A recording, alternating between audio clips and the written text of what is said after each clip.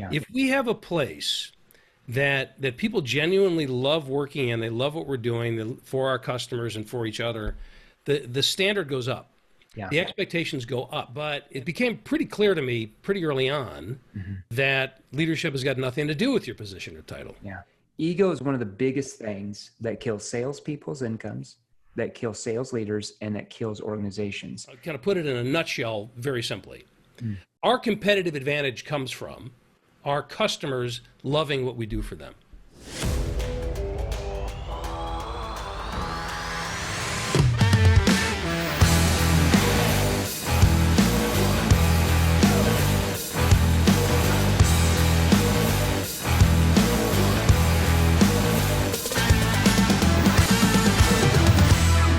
All right, so here's what I want each of you to think right now. So whether you're driving to your next sales appointment, you're about to enter into a meeting with a boardroom of executives that you've got to present to, you're in the gym right now thinking about different calls you have to make. Maybe at your office, about to pick up the phone to call a prospect.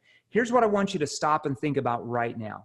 Have you ever wondered, and I want you to seriously think about this, what it takes to be a top 1% salesperson in your industry, the person who makes all the money.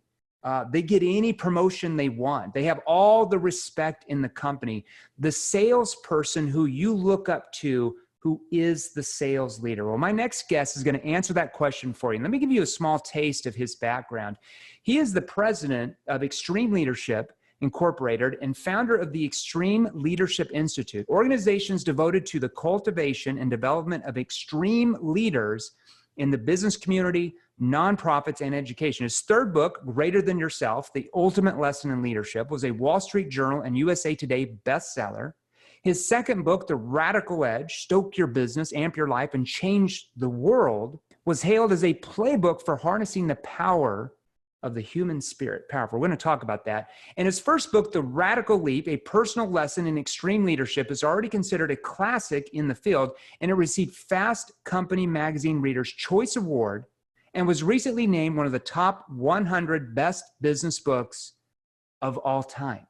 Get that book. His much anticipated new book, Love is Just Damn Good Business, I'm going to have to read that, was listed by book authorities as one of the top business strategy books for 2020 and will serve as the framework for our discussion today. So please welcome to the show, Mr. Steve Farber. Steve, how are you?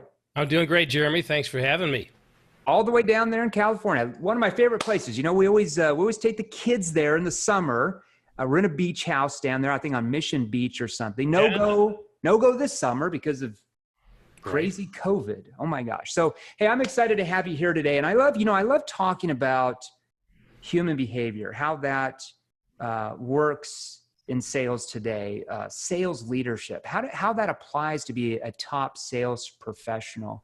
So I want to dive right into your story today and really give our listeners a feel for who you are, like your background and how you arrived at this point where you're one of the elite authorities on leadership and sales. It's not something you're just born with. So can you tell us a little bit about your background and how this started for you, like how you got to this point in your life? Sure. Yeah, thanks for asking. So I've been in the field of leadership development in the business context for 30 years. But I started out as an entrepreneur. Yeah. Actually, I started out as a salesperson in the financial services industry. Sure. And this was back in the day, banging the phones all day long, lots of cold calls. Right. Over and over and over and over again. Right. And over again. And I think I left out a couple of overs. I'm imagining Wolf on Wall Street right now, the phone ring. No, Steve there. Not too far off. Oh boy. Yeah, I know. I wasn't in a field that was as nasty as that, but I was in the commodities futures business, sure. Which is very speculative investment. Right. And that was both the opportunity and the severe problem for me. Yeah. But I discovered something in that process, and I was an entrepreneur. So after being a sales guy for a couple of different companies, I ended up with my own shop. So I had a small brokerage firm. So I was responsible for everything from hiring and training salespeople and brokers to marketing to, anything that any entrepreneur has to do. That was my baptism of fire into the world of business. And this was in the mid 80s, by the way. So I'm dating myself here a little bit. But I had a very interesting internal dilemma. Okay. That number one, I had my own business, which was great. That's the American dream, right? Your own boss, had the wife, the kids, the station wagon, the pets, the whole thing. Sure. The problem was I just freaking hated it. I hated it. I hated that industry. I loved people. I loved the people I worked with. I loved business as a whole, the whole promise of it. Yeah. But I hated that industry, and I just did not get along because I had a moral dilemma with it. Sure. What I discovered was that if all I'm doing is trying to sell something because it's going to make me a commission, regardless of the value that it had for the people buying it, I couldn't live like that. And I mean that literally, Jeremy. I couldn't live like that. I felt like I was dying, and I wasn't even 30 years old yet. Yeah. So I got out. And I got out without having any idea what I was going to get into. I knew two things, but by this time I had moved my family. So I was not 30 years old yet. I had 3 kids. Sure. And I decided to leave my business. So I got out with having no idea what I was getting into. I just couldn't do that anymore. And I knew that I was good at certain things. And I knew with crystal clarity 2 things simultaneously. Number one, I knew there was something I was supposed to be doing on this planet. Yeah. I knew it. No question about it. But what I knew with equal clarity was that I had no freaking idea what it was. And I just started exploring. And through a series of seemingly random circumstances, I heard about an old friend who was doing corporate training, running workshops for companies. It was just very vague. Sure. But to me, all my lights went on. And I said, that's it. Yeah. That's it. I don't know what that is, but that's what I'm supposed to be doing. Sure. So then I started exploring it and doing some research, and I found out there was this whole thing, which at the time we called a training and development industry. And I had a business background. I had a love for people. I'm good on stage. I'm a musician. I was an actor. I did all that stuff. So I just put all that together, and I started doing workshops for an international company who focused on, they didn't necessarily use these words at the time, but they focused on culture and a culture of service. Sure. And what it takes to create on the customer experience by, in large part, focusing on the internal experience of what it's like to work there. This was back in the late 80s, early 90s. Okay, right. And that's when I found my groove. And then I got hired by a place called the Tom Peters Company. And Tom Peters is one of the greatest management thinkers of our day. I ended up as a vice president of Tom's company. And left and went on my own in 2000. I've been in this field for a long time now. Hey, you've put in the man hours, and that makes you an expert at what you do. So, I was on your website earlier, just listening to you, like getting a feel for who really this Farber guy is. Like, what is he all about? And one thing that that I saw on your website and your YouTube videos over and over and over is this concept of extreme leadership. Yes. Tell us a little bit more about what that actually means. Yeah. So leadership is one of these words that we use without giving a lot of thought to what it really means. Yeah. It's kind of in the buzzword category. There's lots of buzzwords over the years as business people. And we've diluted its meaning. Okay. So it's very easy for people to call themselves leaders because they have a position of authority, right? So I've got a sales team. Therefore I'm a leader. Well, in position or title, maybe. But it became pretty clear to me pretty early on that leadership has got nothing to do with your position or title. Yeah. It has everything to do with who you are and how you live and how you work and your ability to influence people around you to change things for the better. Yeah. Regardless of what your role is, regardless of where you perch on the org chart, right? Yeah. And if you delve into that a little bit further, if it's not about your position or title, then what is it? What is it that makes somebody a leader from anywhere in an organization, from any place on a team, from any role in our society. Sure. And that became increasingly obvious to me. Yeah. That it's the kind of person who is willing to put themselves at risk, to step up, to change things for the better in some context, often at the risk of personal, failure, so-called failure, or sacrifice. And that's extreme. Yeah. So extreme leadership is really just my way of saying real leadership. Yeah. Not leadership because of your position or title, but leadership because of the way that you put yourself out there to make things better for us, not just for you. I agree. It's not about staying in the status quo, right? It's about progressive change. It's about helping those around you get to a higher level than really they thought they could. Yes. Right. Exactly. It's not about staying in your bubble, like your comfort zone. I believe I heard you say a little bit earlier on a video somewhere that I saw you online. It's about, stepping outside your comfort zone, because for anybody to get to a new level in any aspect of their life, whether it's financial, leadership, spiritual, relationship, they have to first do what? They have to get uncomfortable, right? They have to step outside of their comfort zone. Otherwise, if you stay in your comfort zone, you become you become comfortable with being uncomfortable. Yes. Right. And you stick to the status quo. So I love that about your work. Tell me this, there's another aspect that I saw, especially with this new book that you're coming out with. What is love? Because I know everybody's going to ask this.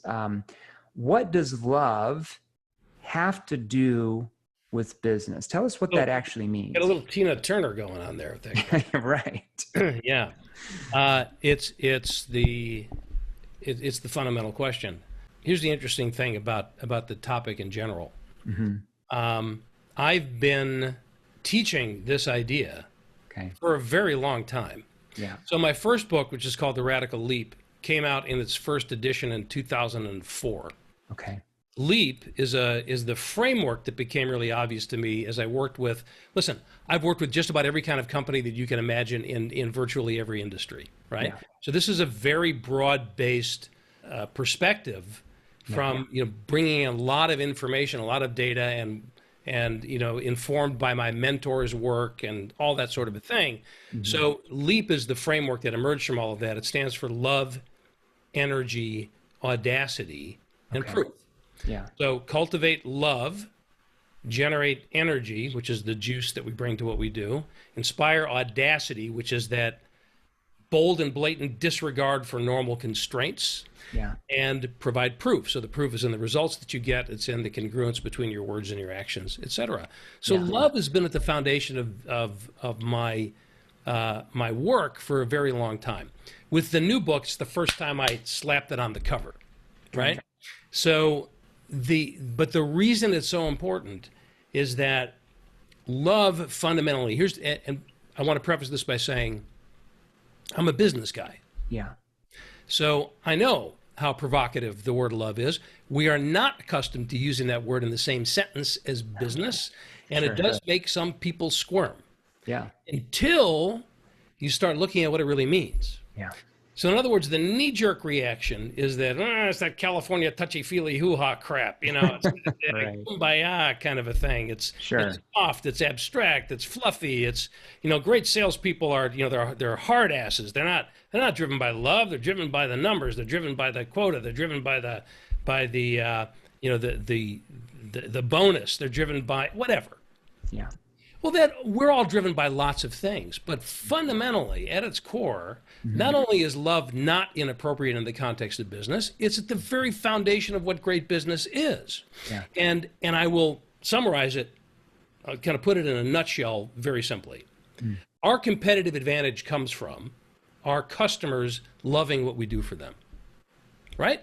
Yeah. If they don't love your product, if they don't love your service, if they don't love the way that you take care of them, if they don't love the way that you respond to their needs, both articulated and especially unarticulated, then you don't really have a customer that's loyal to your brand. You don't. Yeah. They can go somewhere else and be satisfied.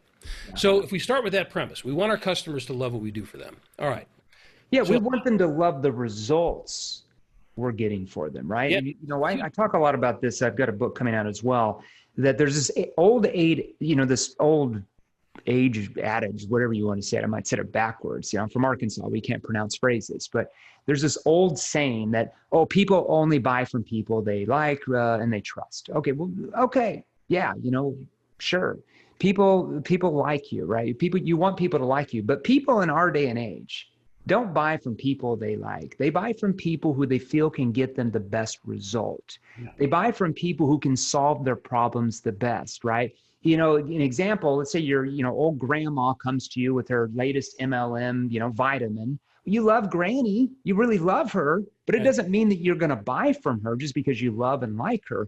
You're going to buy from the person or the company that can solve your problems the best and get you the desired result that you want, period. Yeah. Likability is just kind of something behind that. People don't buy just based on they like you. They buy on if they feel that you can get them result they're after. Yeah, I think it's all of the above, and that's really the point. One of the problems with this whole discussion about love is that we tend to approach it with an either or attitude. Yeah. So it's like, well, is it about love? Do people need to love you, or do you need to get great results for them? Yeah. Yes. If I love you and you're selling me crap, I might buy from you once. Right. If I don't love you, if I don't enjoy the experience of working with you and you deliver me results, I'll find somebody else that'll deliver me the same results.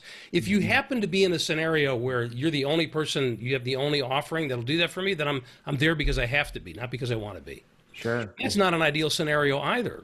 Yeah. So what we're after is, if we, in order for our customers, our prospects to love what we do for them, there's a lot of cylinders that have to fire. Yeah. We have to really care about them. And what that means is we have to care about the results that we're providing them. Yeah, we have to care about the quality. It was like the issue that I had with my own business years ago, right? People bought from me because I'm a likable guy, and they knew that they were in a speculative investment. They knew that it was just like going to Vegas, but when you still lose 10 grand on a flyer, well, then you've lost 10 grand unless you get such deep pockets that you don't really care. Sure. So it doesn't matter how much they like me. So the premise is we want our customers to love what we do for them on all those levels. But the way to make that happen in a meaningful and sustainable way over time is we have to be able to create or contribute to a culture that people love working in. Yeah. And I think this is a big piece that many sales leaders miss. I wanted to ask you about that. When you go into an organization, organizations hire you to come in, see what's going on in their leadership teams, right? Yeah. What are some of the biggest problems you see in sales leadership when you go into those companies? Yeah, I think this is a big one. Mm-hmm. It's if I do the feeling is as a sales leader in position, by the way, not necessarily in action, but I'm tasked with the job of creating a high performing sales team, right? Yeah. Then the standard kind of approach that you talk about, which is if all I'm about is closing the sale, then I'm missing the big picture, right? Because the customer feels it, right? They feel the pressure. They feel that you're just another salesperson that 30 other salespeople have called from other companies the same day trying to push your solution down their throat. So they feel it and they put up sales resistance automatically. Right. You have to learn how to become what we call a problem finder and problem solver, not a product pusher. Keep going. Let me ask you this. Wouldn't the same thinking apply internally from a sales leader to their team?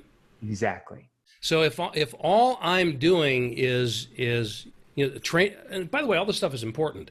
The numbers are important. The quotas are important. The sales training is important. All that stuff is critical. But what a lot of sales leaders overlook is it's about the culture and the environment that they create. If I can create a team that my salespeople love working on, they're committed to each other, they're committed to what we're doing, they know that I care about them, They know that I'm doing whatever I can to anticipate their needs, just like I'm asking them to do with our customers. Right. They're much more likely to be showing up with everything they've got. Yeah. And really executing on all those other things that we're doing, giving them the tools and the training and everything else. Yeah, so I think that's probably the biggest gap that I see over and over again is this somehow this idea that all I've got to do is drive these people. Push. And then, the great ones will stick around and the bad ones will fall off. And there's an element of truth to that, certainly. But it concerns me that we're losing tremendous opportunity. And what it requires, of course, is for that leader to really understand the dynamic and invest themselves in a very different way, which brings me back to one more step. I'm kind of breaking this down in reverse. Yeah. So again, we want our customers to love what we do for them. We want our people to love doing business with my salespeople. Yeah. The way that I can make that happen more consistently and more sustainably is to create a team and a culture that people love working in. And I can't do that unless I love it myself first. You're exactly right. That gap that you talked about. So when you see that gap, going back to what you said 30 seconds ago, that gap, how is that gap holding back certain companies from really being exceptional in their industry? Yeah, in countless ways. Mm-hmm. I mean, for one thing, we can measure this on so many different levels. We've got to be in a couple hours. You can measure it just on the level of turnover alone, right? I mean, how expensive is it to train a new salesperson versus keeping one let me give you an example. Yeah. So one of our largest clients is Google AdWords. Yeah. Okay. We train 4 of their divisions. And when we came into Google, this was, about 2 years ago when I launched, a little bit over 2 years ago. That was my first corporate client. Not a bad place to Google. Okay, here we are, Okay, so I've never heard of them, by the way, but yeah, I imagine. That search engine. It's one of those search engine thingies. But anyway, so we come in their office and we pulled back the curtains, asking them, hey, if I'm a new salesperson, day number 1, I get hired. What's my training look like tomorrow and the next week and the next month? And like, we got great training. We pulled back the curtain. It's really just product training, talking about the features and benefits. And, and the problem with that is today's buyer is much more sophisticated, right? It's not, like when you were talking about back in the 80s, a lot of people sold on the opportunity. Oh, it's a great opportunity, right? But people have heard that so much that they're very skeptical. They're very cautious, especially right now. It's only getting worse. Like it seems like every year. So Google thought in those divisions that if they just said, hey, I'm with Google AdWords when they were making cold calls, that people would just want to sit there and listen, but was not even the case. And so they had massive attrition. They'd hire, let's say 30 new reps in that division. And then within 30 days, about 22 to 23 of those reps would be gone. They have to onboard those people. They have to train them. They have to pay them a base. Okay. They were losing millions of dollars like every quarter from that attrition. So you hit it right on the head. Like companies like you're talking about have massive attrition, and it costs these companies millions of dollars a quarter. Yeah. And it comes from that same mindset. Yeah. That, this idea that sales is a numbers game. Ugh. So if sales is a numbers game, then, and that's my attitude, then I'm going to take the same approach to my team. Yep. Finding salespeople is a numbers game. Just keep churning them through, and eventually I'll find people that can withstand the crap that I throw at them. Wow. Listen, we have to have high standards. Yeah. And this is another trap that I think people fall into, is that the knee-jerk reaction to this idea of love is that if I'm trying to create a team that my salespeople love working in, then what does that mean? Well, I don't want to piss anybody off. I don't want to upset anybody. So, if you don't make your quota, that's okay. You'll do better next time. And every so often we have a big group hug, whether it's live or virtual. Sure. And that sounds nauseating to me. Yeah. That's not what I'm talking about. In fact, the opposite is true. Yeah. If we have a place that people genuinely love working in, they love what we're doing for our customers and for each other, the standard goes up. Yeah. The expectations go up.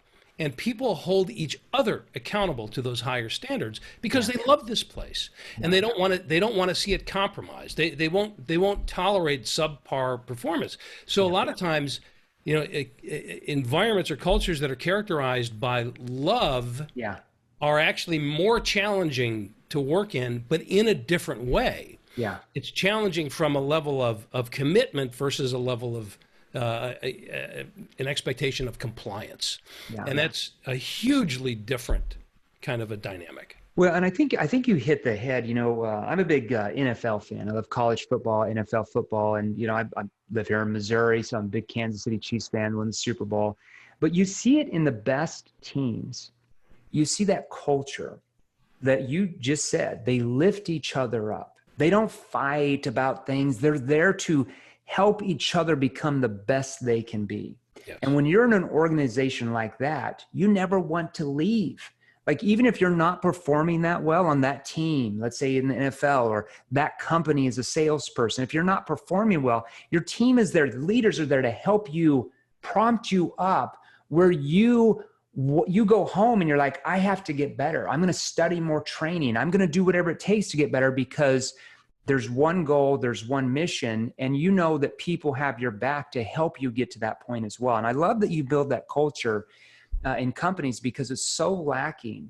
I find in companies that we go into as well. And we don't really focus on that necessarily, but I see the issues. I see the challenges from that. I'll give you I'm happy to give you some examples of how that translates into bottom line numbers as well. But first, you said something that triggered this for me. I mean, you've got sales leaders who are in that position because they're great salespeople.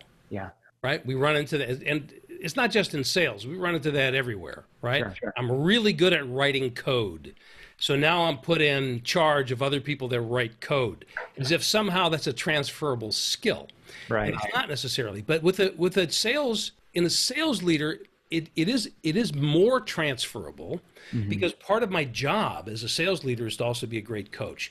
And I can't be a great coach unless I really understand what it's like to be in the trenches, and I know these techniques and tools and processes and all that. You have to teach them. Yeah. But the greatest leaders are the ones, before I tell you what the greatest ones do, the not so great ones, which is also fairly common in the sales team dynamic. It's an ego-driven thing. I'm so great that I became this leader, right? Now, let me teach you how to be like me, maybe. What I found, and this was the title actually of my third book, it's called Greater Than Yourself. The greatest leaders become the greatest leaders by making others greater than themselves. Yeah. So the greatest sales leaders are the ones who, with expressed intent and desire and action, they want to lift people up, so that by the time you're done working with me, you're going to be a greater salesperson than I ever was. And if I can create a team of people who are much better at this than I am, that's what elevates me to the top. You're the exceptional leader. Yeah. And it's you going back to what you just said, because I picked up on ego. Ego is one of the biggest things that kills salespeople's incomes, that kills sales leaders, and that kills organizations.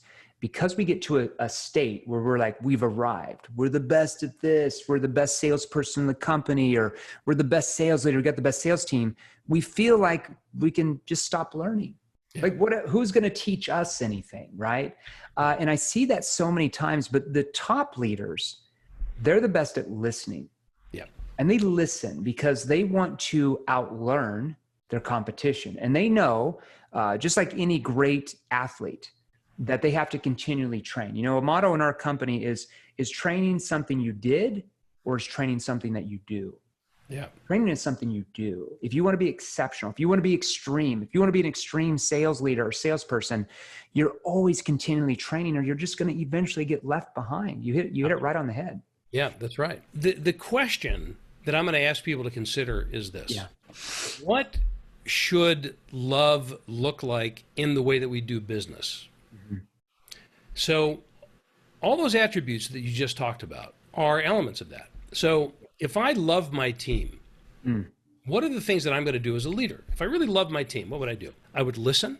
I would try to understand where they're coming from. I would invest myself in them to make them greater than they are today and ultimately greater than myself. Yeah. I would hold them accountable to a higher standard because I believe in them. And.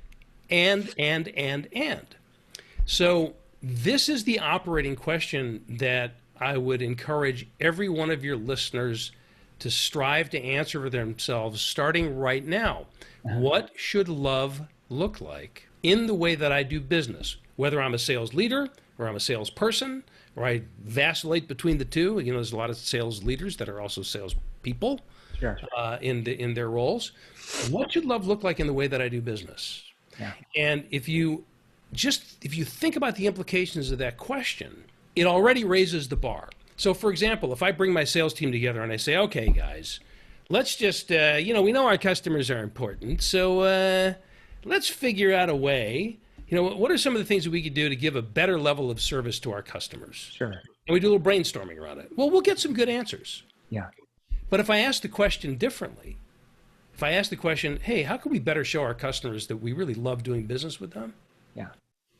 You get a different quality answer. Oh, 100%. Right? So it goes up. The expectations go up. So that question, what should love look like, is it sounds so simple, but there are thousands of answers, potential answers, and they're gonna vary from place to place, and from company to company, and from team to team, even within the same company. So for example, like I said, I wrote about this stuff in The Radical Leap. It's been out for 15, 16 years now. And I was speaking at a conference, and one of the people in the session was a senior executive at GE Lighting. Yeah. And she came up to me afterwards. She said, "I have to tell you a story about my top salesperson." And now, to give a little context, they do industrial lighting. So they sell lighting to like the Kmarts and the Targets of the world, right? I mean, big contracts. So she told me about her top salesperson. Her name is Vicky. Huh? She said, we call Vicky, her nickname in the team is, we call her the original love doctor. Okay. I said, oh, really? Well, that's an interesting name. Why is that? She said, well, she read your book and she started to ask herself the question, do my customers love me? Yeah. I know they like me. And she's in a situation where she sees them a lot, like at big trade shows. And so she's got the personal relationship. She's got all that. They like me, but I don't know if they love me. So she went on a campaign to get her customers to love her. Now, on the surface, that might sound manipulative, but the reason it's not is because she understood that love is a reciprocal thing. Yeah. So she said, I'm going to start with the question, do I love my customers? And how could I better show them that I do? This is the very question that I'm posing here, right? Yeah. So she said, all right, what I'm going to start doing with my customers is I'm going to act with them the same way that I act with friends of mine that I love. Sure. So what is the dynamic with my friends? I know about their lives. I know about their challenges. I know their families. I know that, and so she started getting curious about her customers. Sure. And she said that over time, she felt the relationship start to change. Yeah. And it did. And she's a salesperson. Yeah. So, bottom line, numbers are important, are they not? Well, she ended up increasing her sales volume by, drum roll please, $300 million. Wow, that made probably her a little bit of extra income that year. A little bit, yeah. Now, granted, they do big contracts, right? But still, sure. $300 million is $300 million. Exactly. Now, I heard this from her boss, whose name is Kate. She told me Vicky's story. And I said, I would like to hear this from Vicky herself. Yeah. So she gave me her cell phone number. And I called her out of the blue. Yeah. She picked up the phone. Hello? I said, yes, is this the original love doctor? Who is this? So I, obviously. Right. You're like, hey, you read my book. Yeah, exactly. And so I heard, so this is, I'm not exaggerating this story. This is exactly the way it played out, and there's a lot more to it. But remember, this is about business. So the title of the book is Love is Just Damn Good Business. Yeah. Not love is a nice thing. Love is just damn good business. It's not love as a sentiment. It's not love as a soft fluffy. It's love as a practice and a discipline. And therefore, it's something that we can engage in. It's something that we can measure, and it's something that we can determine the results. Hey, and here's what I want to ask you is I know you're pressed for time here. You've already given us a lot. So thank you for that. I know everybody listening here, this is going to help them right after they get off this.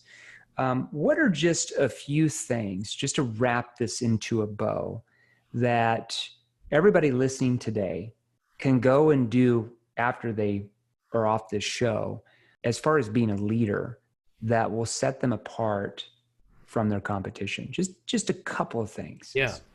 So I'll give a couple of things, and they're all in the category that demands reflection. Yeah. Right. So what I'm not going to do is give you a list of prescriptions. Go and have a meeting and start do your agenda this way. We could get into the weeds that way eventually. But then we're skipping over the foundation of it. So the first place to start is it's actually also the subtitle of the new book, but it's a framework within a framework. Do what you love in the service of people who love what you do. So there are three distinct sections. Do what you love in the service of people who love what you do. So doing what you love is what we've been talking about here. It's bringing your heart to your work. Yeah. But that's not enough. In the service of people is the context. So we serve our customers and our clients. We serve our colleagues. We serve the people on our team. So who are the people that you're serving? So am I doing what I love? And am I using that to serve people, to serve you? And am I serving you in such an impactful way that the result is you reciprocate? Yeah. You love me in return. You say, I love your brand. I love your service. I'm never going to go anywhere else. So a good starting place is just ask yourself on a scale of 1 to 10 in each one of those categories. So category number 1, on a scale of 1 to 10, do you love what you do? Yeah. 10 being the highest. On a scale of 1 to 10, to what degree are you serving people? And then finally, on a scale of 1 to 10, this is probably the closest thing to the net promoter score approach. To what degree do your customers, clients, whatever terminology you use, to what degree do they love what you're doing for them on a scale of 1 to 10? And the objective here is 10. Yeah. Or 9 at least. Sure. And again, that's kind of my derivative of the net promoter score, which says, on a scale of 1 to 10, how likely are you to refer our company to friends and family? Sure. Right. Referrals. And the standard there is it's got to be a 9 or a 10, or it's not, or it's a fail. Right. Yeah. So just to take that and apply it to yourself, and that'll give you a good starting place. Well, maybe I really love what I do. I really love this, but I'm not serving anybody. Sure. I'm not serving anybody because I'm not making any sales. I'm not serving anybody because whatever. Yeah. Well, if I love what I do, but I'm not serving anybody, that's not necessarily a business. That's more of a hobby. Well, it is, because I think a lot of salespeople don't realize that when you don't make a sale, and you're talking to a potential customer, not only does it impact you, it impacts your family, it impacts the company you work with. Absolutely. Most importantly, it impacts your potential customer, because now, because of your lack of knowing how to communicate properly, now you're keeping them in the status quo. Their problems are not being solved. They're going back and the problems are still there. And it's up to you, because if somebody responds to an ad or agrees to meet with you for a sales appointment or anything, well, that's because they have problems, right? So they have problems. You have the solution. What's the missing link? It's what you're saying, or more importantly, not asking that prospect that's triggering them to run the other way. I think salespeople don't understand the economic impact it has on their prospects when they lose sales because they stay in the status quo. The prospect never is able to change their situation. It's so powerful once you start to think that way. Yeah. Selling is being of service. It's not manipulating somebody. Exactly. And if I truly love people, if I truly love this person that I'm doing this presentation for example, I want to know what their challenge is. I want to know what problems that they can't solve, their pain points, as we call them, right? Sure. If I want to know that stuff, it's not like I have to remember a checklist that says, ask them about their challenges, right? I'm just going to ask you because I want to know. So it's a very fundamental thing that drives all this behavior, right? Sure. And so the starting point is assess yourself. Scale of 1 to 10. Am I doing what I love? Am I serving people? And do they love me? Now, they're the ones, your customers are the ones that can really answer that last one, right? But do the best you can with that. Yeah. And then it's about shifting a perspective. Remember, we started this conversation by saying leadership has nothing to do with your position or title. And I would suggest to you that the greatest salespeople, in essence, are great leaders. I agree. And once they learn the right skills, we're taking people places that they've never been before. We're showing them what's possible through our, through the channel of our product or service. Yeah. But that's essentially what we're doing. And I think the greatest salespeople really get that. I agree. They look at themselves as not somebody that's there just to make a commission. They seriously look at themselves as when they call that prospect, they're not focused on making the sale. They're instead focused on whether there's a sale to be made in the first place. Yeah. How can I help this person? Like they're helping them they're really helping. They're asking the right questions that help the prospect find out what their problems really are. Because most prospects, I hate to say it, don't even know they have problems when you call, or they might not know the extent of the problem or what the problem is doing to them or the root cause of that. And your job as a problem finder and problem solver is to help them psychologically uncover that in their own mind. You can only do that by asking the right questions at the right time. Yeah. Thank you for being on here. The leadership, I love that. Here's what I want to know, and I know our listeners are going to want to know this. Where can they learn more about you and your training so they can become extreme leaders, sales leaders? We got a lot of VPs of sales listening to this, and sales managers and general sales managers and salespeople who want to be in those positions. Where can they go to learn those skills? I love your stuff, and it's cutting edge. It's not stuff that's rehashed from 100 years ago that may not necessarily apply to today's consumers. That's why I want them to really, where do they go to learn about your training? The feedback that I'm getting is that, in this day and age, Jeremy, that this approach is more important than it's ever been. That's what people are telling me, and I have no reason to not believe them. So there's a couple of things you could do. I'll give you a couple of links, etc. So stevefarber.com is one place. Extremeleadership.com. Okay. So that's the home of the Extreme Leadership Institute. So you'll find some overlap there, but Now, I know you have an assessment test. I think that would be good for our listeners to really take that leap self-assessment to see, because here's the thing, like the biggest problem in sales, or the biggest problem anybody has in life, is the problem that they don't know they have. Yeah, that's right. Because if you don't know what your problem is, how on earth can you do anything about fixing it? So I'd love for them to take that assessment test just to see where they're at. Yeah, so if you go to loveisgoodbiz.com, there's a self-assessment, and what it does is it generates based on your responses. So you're, just as it suggests, assessing yourself. Right? Yeah. It's going to generate a report with kind of where your numbers fall out, and it'll give you some ideas of things to start experimenting with. I think that's a great place. If you're listening right now, you're driving down the road, I don't care where you're at, you're at the gym, you're at your office, about to go into a meeting, I want you to go right now to loveisgoodbiz, B-I-Z, so loveisgoodbiz.com, and take the LEAP assessment test so you can see where you at right now. And then Steve's going to give you some tips on where you could be. Yeah. Where you could be once you learn what he trains you on.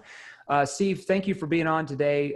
Very powerful for our sales leaders and are salespeople who are becoming sales leaders in their own right and want to get to that level. So thanks. My pleasure. Thank you, Jeremy. And I'll just add one more thing because this is my approach. It's the way I do business. I have a team, I have a company. I also have a very personal approach. If you feel like there may be an opportunity with your team to work on this stuff together, or if you think you might benefit from personal one-on-one work with me, I'll just tell you it's not cheap, but if you feel like you'd like to explore that, send me an email at steve@stevefarber.com. Easy enough. And we'll just have a conversation about it. I love it. All right, Steve, thanks for being on. You stay safe out there, and we'll see you soon. Thank you, Jeremy. My pleasure. Now, if you're serious about joining the top 1%, I mean the top 1%, and you want to experience more training content just like this, click the links right over there. Right over there, they're exactly what you need to see next. You see, I release new episodes featuring top salespeople and sales authorities, multiple six-figure, high six-figure, even seven-figure earners every Monday, Tuesday, and Wednesday every single week at 10 a.m. Eastern, 7 a.m. Pacific Standard Time. And if you're new here, do yourself a favor and smash that subscribe button right below, and join our new Facebook group, Sales Revolution. You see, it's free, and there's a link in the description below just for you. We put it there for you. Finally, I make posts on Facebook and Instagram each and every day with more tips and training, so be sure and follow me and turn on your notifications. So make a comment in the first 7 minutes to any of my latest posts, share this episode, and there's a very real chance that you're gonna win some killer prizes. And here's the thing, don't sit on the sidelines. Don't be like everyone else. Get into the game. Join the sales revolution. Stay active, get involved, learn the right skills, and we will show you how to take your life and income to a level that most only dream about. Stay safe. Talk to you soon.